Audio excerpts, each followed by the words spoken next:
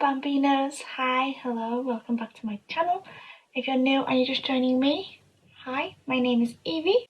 This is my beautiful and crazy family. You are more than welcome to join. I hope you stay, hope you subscribe and click that like button and the notification bell. Really don't know how you found me, hope you stay, hope you enjoy my content. It's a bit all over the place at the minute, but yeah.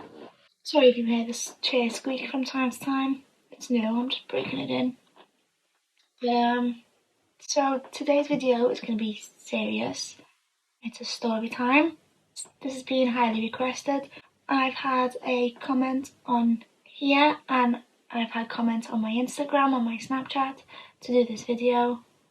Well, to do story times, but mainly this video. And since it's Mental Health Day today, I thought I will do it. Obviously my last video was mental health, this video is mental health, and my upcoming one is kind of a bit, but not much, if that makes sense. I don't know yet, but I have started filming stuff for that. After that it'll go back to normal, I promise. It's just obviously leading up to today, and I'm big on mental health and support anybody that's going through it, as it's a horrible, horrible illness. One of the most horrible illnesses, actually. Have you seen from my, I think it was my third video I did for Mental Health Month. This is World Mental Health Day. So yeah, sorry, I keep looking up. I don't know, I've got something new on my shelf and it keeps catching my eye because it's glittery. And I tend to look away when I get like nervous or anxious about things. This is my story time on how I got my depression because I was badly bullied and how I almost died in school. Ignore this. This will be explained in the next video. But yes, I have the underneath done too. I just have to do this one first because I need to get out, obviously. And ignore the scruffy clothes. I have been at work. I'm always at work. So yeah, let's get on with the video. Don't know where to start. Please bear with me. So from an early age, as you can tell, I was bullied. I'm not the prettiest person. I have a big nose, big ears, horrible double chin, not the skinniest muffin in the basket. Yeah, I just look like a boy. I look like my brother. We could be twins, but the age difference, you know, a few years on me. So yeah, I was bullied at an early age, all through primary school, through dance.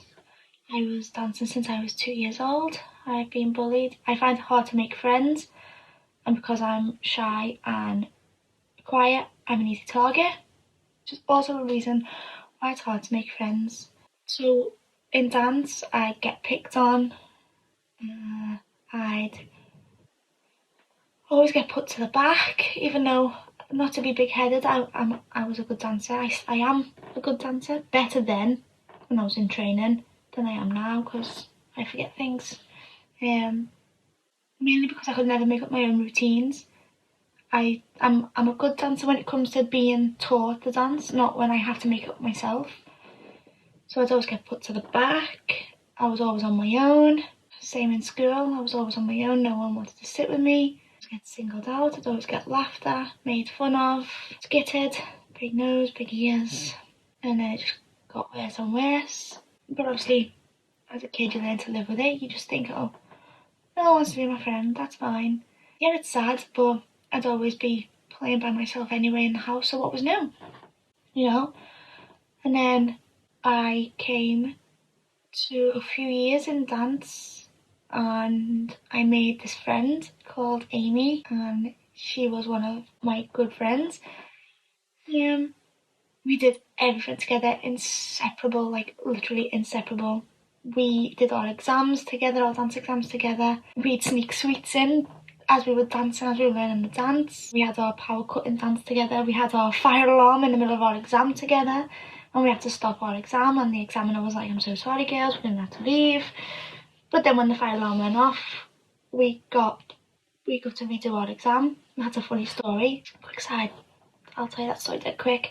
So we were doing our exam and we were in this building, and for years, like ever since we went into that building, we could never use the lift. The lift would never work. It was always out of order. None of us knew why. Like, dance teacher, the owner of the dance school, didn't know why, because obviously we were only renting the top 2 floors.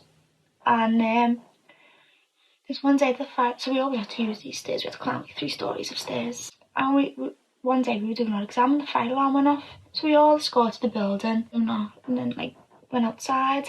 And then we went back into our exam, did the exam, nothing was heard, just a false alarm. And then the next day I went to go and get dropped off at school and the dance teacher was outside waving people and saying, no, dance is cancelled today, take everyone home and we'll keep you updated, blah blah blah. Turns out the reason why the lift wasn't working was because there was cannabis growing in it. The whole 2 bottom stories and the lift was a ganja farm. If you don't know what that is, I'm not going into it. So yeah, that was a great way to not have dance for the day. I didn't like that lesson anyway, I think it was top. So yeah, so then we'd always cause trouble together. One day we was doing our summer show. I think it was our summer show. We do a summer show and a Christmas show. For the finale, obviously you get separated into size. So it'd be like tallest to smallest. And obviously I'm only 5'2", but then I was even shorter because I was little. I'd always be the very, very last one. I always had someone in front of me though, so there was always someone smaller than me. And then it'd go to infants and babies, and infants, toddlers, babies. So it was seniors, then middles, then junior, then infant, toddlers, babies. And we didn't want to be apart. So we got ribbon and we tied it to my wrist and the other end to her wrist. We tied it that tight that we couldn't undo it, so we literally ruined the whole finale because we couldn't get separated and the dance teacher was fuming with us. But it was just a funny story. And it's one story I'll always remember. And then we just, yeah, so like that was my first friend, I think, but that was in dance. And we'd always see each other outside the dance, like always have sleepovers, always be in each other's houses, always go out to discos together, like, you know, you're like Robbie Bobby, is it Robbie the Bobby? Bobby? One of them discos and the Craze and all them, like back in the day. Yeah, we'd just always be together. I also made a very close friend in primary school. In year 5, year 4, we became very close friends. And we were doing a project once. 2 classes were doing a project when we were in year 5. No, in year 6. Year 6 we were doing a class project. And we got to choose our partners, but she was in the other class to me. And I was the first one to get chosen to pick a partner. So I said, could I please have Lauren next door? And like, no, you can't, you've got to do your own class. I was like, oh, okay then. And so I went to pick another one, but then they turned around and went, you know what, actually, yeah, you can, you've deserved it. And then I finally got my friend as my partner. We made a brilliant project together. I've still got that actually. So she was my friend in school. And then when we went to high school, I went to a different high school to all the people in my year. And so we went to different schools and slowly stopped talking. We still keep in contact now and then, but we don't talk much. Same with Amy. I left dance and we just slowly stopped talking. So yeah, so I was always bullied in primary school and dance, but they made it bearable. And then year 7 came and I was the only one from my school that went to that high school. So you can imagine, I didn't know anybody. Everyone had their groups of friends. I didn't know anybody. I was the one on my own, as per usual. So year 7 was horrible. And that's the worst year, I think. Well, that's the year I almost died. Same reasons why I got bullied. My nose, my ears, my face. Because I was quiet. Because I was dyslexic. Well, because I'm dyslexic. Stupid, as they like to say. Which is one word I hate being called. I don't like being called stupid. And I hate the word freak. 2 words you should never use to say to anyone. So yeah, so I was just basically a big target. So I got put in the disruptive classes because obviously I was dyslexic, so I got kept to the bottom sets. So yeah, so because I was quiet and shy, that's what made the bullying even worse, and I had no one to hang around with, so I just kept to myself. Sometimes I'd get offered to come into someone's group, but I think that's because they were trying to make fun of me and bully me and get me to do things that I didn't want to do. There were some nice people, don't get me wrong. Some alright friends in that year, but no one close. And one day there was a girl in class, let's call her Felicia. So Felicia was a big bully. I can't remember what the topic was, like why she targeted me this day, but it started in maths. She started picking on me. And then from maths we had science. So like say there's maths, then that second floor was science. Was it maths, science? Was it maths, science? I don't remember. I just know there's 4 floors and a basement, and the basement was where the sixth form was. Yeah, I think it was maths, science. Yeah. Anyway, so we were on maths on the ground floor, not the basement. And then we had top floor science with Mr. Quinn. Love Mr. Quinn. You know who I'm on about, you know what school I went to. Good old Mr. Quinn still has a place in my heart. So yeah, so we were in science and she was still targeting me. Don't know why. And got worse and worse and louder. Then the bell rang and we had maths again. So we had maths, science. And then I think it was lunch after that. I'm not sure. But anyway, so we were in science, tried to ignore it, and then the bell went, so we will have to walk to maths. So I made sure I got out pretty quick so I could rush to my lesson because I was scared, don't get me wrong. I was in year 7. You're shy, you're vulnerable, unless you're a bully. So yeah, so we was walking to maths, and next thing I know, she's shouting me, so I turn around, she grabs me there, like that way, so she's in front of me, and she pushes my back onto the banister. Bearing in mind, this is 5 stories high because there's a basement, and if you look down the banister, there's like a big massive gap through. How can I describe it? You know in Primark when you've got the lift, the escalator, and you look down, you can see right the way down, and that poor little girl fell.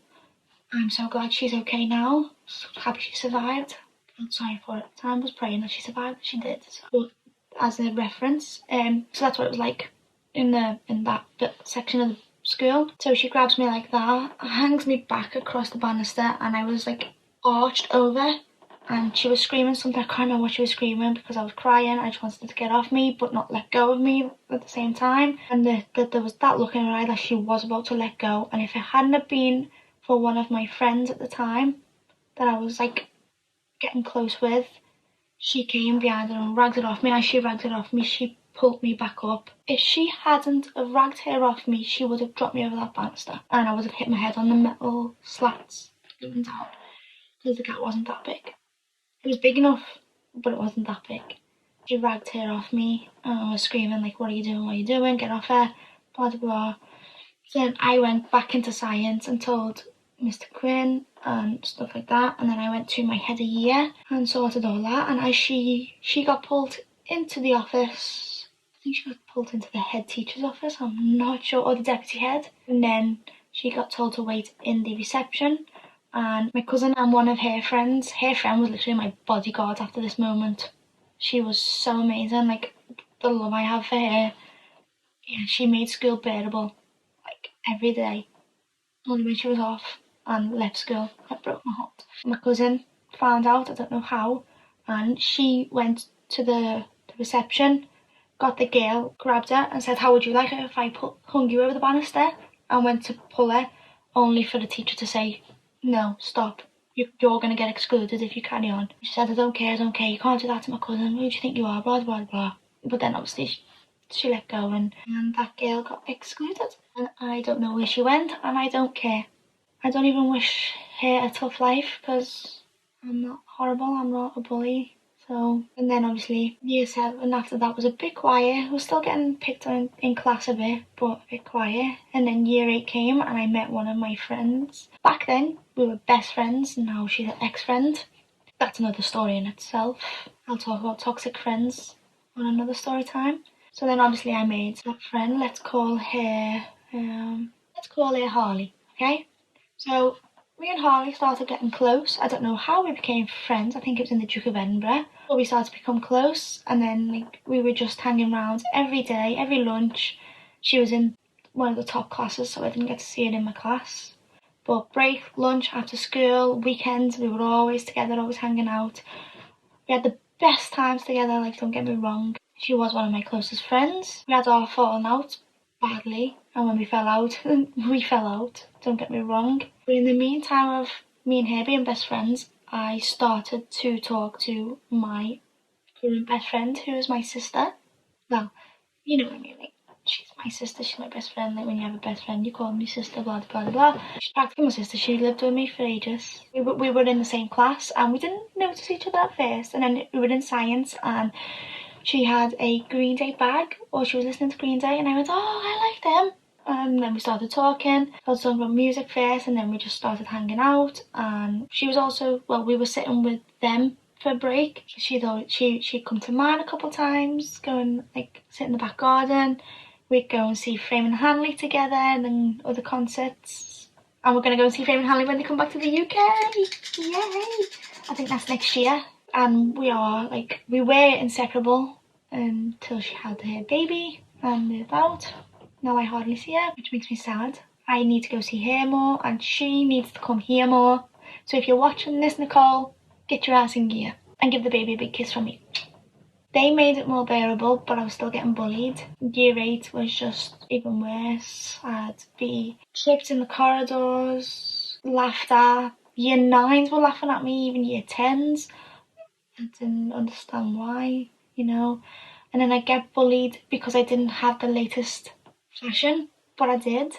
So, like, obviously back then it was Juicy Couture, Paul's Boutique, UGG. There she says with the UGG coat hanging up. One designer bag up there, my other one is downstairs, and designer sunglasses. My whole wardrobe is designer, but yeah. So because I wasn't using my bags for school, apparently I didn't have any expensive designer stuff. But in my eyes, why would I use my lovely designer bag for school and get it ruined when I could use it on the weekends and look after it, or own clothes day? Why would I wear designer gear in school when I know I'm going to be rolling down the hill, or probably get pushed down the hill? That doesn't make sense to me. That's one reason why I got bullied, was because I didn't have the latest. Little did they know I did. I was just not using it for school, until one day I had enough of it, so I brought the brand new bag that not long come out into school. That kind of shut them up a bit, but it didn't. Like, it made that bit stop, but they were still like saying other things. And same with year 9 and year 10, and it only started to stop in year 11 because they finally decided to grow up. They finally realised, oh crap, we need to grow up a bit. And then some of them started to be nice to me, and it just didn't make sense. Nicole and Harley made it bearable. It'd be a lie to tell you that I still don't get bullied, because I do. I get bullied on social media, I get bullied in person, I get bullied in work, I have been bullied in past jobs. Oh my god, don't cry. Oh, sorry. Yeah, I still get bullied. Not bad. I can handle it now. I can hold my own, trust me. I give as good as I take. I know how to deal with a bully now. Back then I didn't. I just used to cry. I used to self-harm, and then that's where the depression started. And it's not fun. It's not. Mental illness it's not nice on anybody. Any type of mental illness. The highest rate of mental illness and suicide at the minute is in men, because they don't like showing feelings or emotions, and I think that is horrible. Like, there's nothing wrong with men and boys showing emotion. It doesn't make you weak, it doesn't make you less of a man. In my book, it makes you more of a man and stronger for showing your emotions than it does to hide them. Sometimes it's easier said than done, isn't it? Like, I used to go, I didn't tell anyone that I was still getting bullied. I didn't tell anyone that I used to self-harm. I didn't tell anyone that I used to cry myself to sleep at night. You know, when you used to put your hand over your mouth and cry so no one would hear you, no one would hear you breathing. And I still suffer now. I still have depression and anxiety and panic attack disorder. I still fight urges to not self-harm. I don't. I take it out in other ways, but I still have the urges. I'll take it out on my drawing, or I'll get creative with makeup. Well, try and get creative with makeup, or I'll go for the drive. That helps, a nice drive. You'll never be cured of any mental illness. It'll always still be there. You just have to learn to live with it and to accept it and find ways to subside it and make yourself feel better and feel good in yourself. It's no laughing matter, and I don't see why people make jokes of it. Nothing to laugh about. It's serious. Mental illness years ago, they think something was really, really wrong with you. Like back in like asylums, they'd electrocute you and do stuff in your brain and drill into your skull to try and make you better, because they didn't understand what it was. And over the years we've developed and evolved and started to understand things more and more and more. Not everyone's fully there yet. Only the people who have suffered, or the people who know people that are suffering, only understand. And if you've had someone die of a mental illness, like suicide or whatever, there's no words. There's no words to describe. My heart goes out to you. Whether it's your mum, your dad, your brother, your sister, your uncle, your nan, your best friend, it doesn't matter who it is. In my heart and a lot of people's hearts, it shouldn't happen. Like I said, it's no laughing matter, and people need to stop making jokes and stop bullying people because it's wrong. What do you get out of bullying people? So little and so worthless. Like, I know a lot of YouTubers that have been bullied, that have been trolled. What do you get? Nothing. You don't get money out of it, you don't get satisfaction out of it. Well, some sick people do get satisfaction out of it. You only bully because you're jealous. Deep down you know you're jealous. And jealousy is an ugly colour. What's there to be jealous of? If you work hard enough, you can achieve anything. There's nothing to be jealous about. Right? I admit, I get jealous. I get jealous of all the models, of all the famous people living a life of luxury. I get jealous when my partner gets to lie in bed and I have to get up for work that day. But I'm not going to bully someone because of that. I'm not going to message Ruby Rose and start trolling her because I want to live the life that she lives. Trolling her is not going to give me that life. Working hard is, and being proud of every step that you make, that's what's going to give you that life.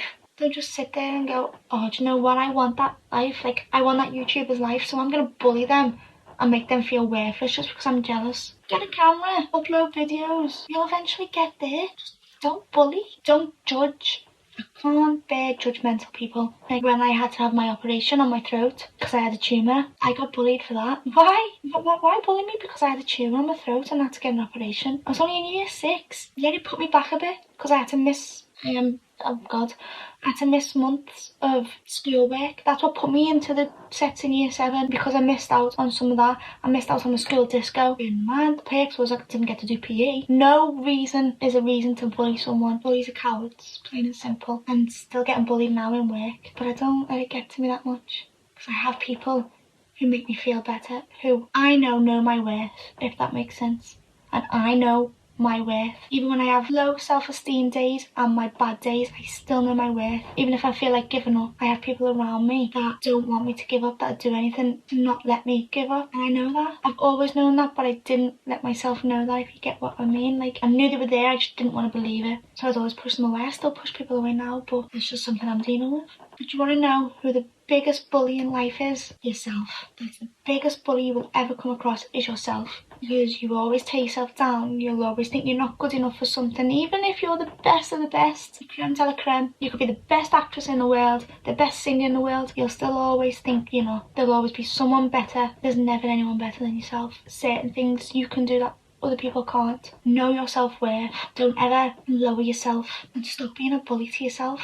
And if you are a bully to others, please stop. It's not worth it. I don't get how you can make someone feel so low. So my message to you is, if you're suffering with any mental illness, talk to someone, please. Message me, message a family, whoever. My inbox is always open, I've said this before. Message your family, go and see help. Talking about it really does help. Don't just bottle your feelings up. The people who know someone, or they think that someone is suffering, talk to them. Make them know that you're there.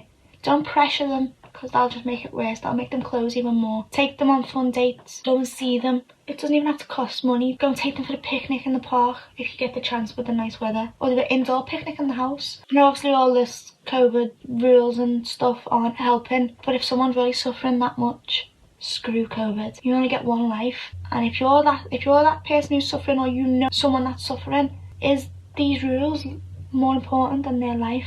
I don't think so. I really don't think so. So talk about it. Talk to somebody. Whatever you have to do. Just don't go through it alone, or don't let someone go through it alone. So just like my last video, I will link a couple of helplines down below. Doesn't matter what mental illness it is, I will link them below. Bulimia, depression, anxiety, whatever. Just please don't do it alone, and don't do anything silly. And if you're thinking about it, pick up the phone. Whether it's an Instagram message, phoning someone, phoning a counsellor, I don't know. Just pick up the phone and talk. That aside, I hope you all have a lovely day. To the people that are suffering, smile. It will get better. Smile and the world smiles back. To the people that know someone's suffering, do the right thing and help. Just don't pressure them. And to the bullies, you better pack it in or I'll come for you. No, seriously, to the bullies, pack it in and grow up. It's not nice to be a bully, and it's not nice to be bullied. Because one day you'll understand how it feels. I don't wish it on my worst enemy if I had one, but you will understand one day how that feels. So don't bully people. It's not nice. And lastly, have a good day, please. Just keep smiling. Whether the weather's crappy, you've always got a reason to smile. There's always something to smile about, and be thankful that you woke up this morning, because some people haven't. Have a good day. Please be safe. I love you all so much. Until next time. Mwah. I hope you've learned something from this video.